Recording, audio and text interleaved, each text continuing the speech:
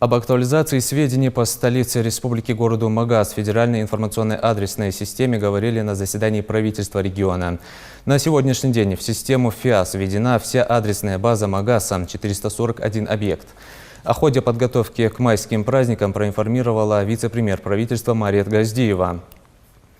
Так, во всех населенных пунктах региона пройдет свыше 100 мероприятий, посвященных подвигам участников Великой Отечественной войны. В рамках празднования Минтрудом Ингушетии планируется произвести денежные выплаты участникам Великой Отечественной, вручение памятных подарков и продуктовых корзин, направление на отдых в Дом ветеранов.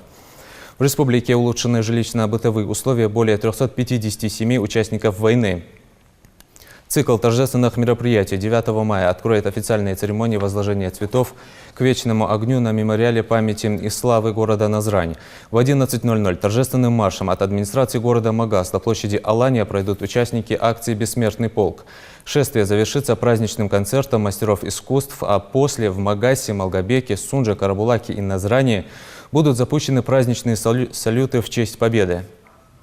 Также на заседании говорили и о готовности к праздничным мероприятиям ко Дню весны и труда 1 мая. Председатель правительства республики поручил обеспечить проведение мероприятий на высоком уровне.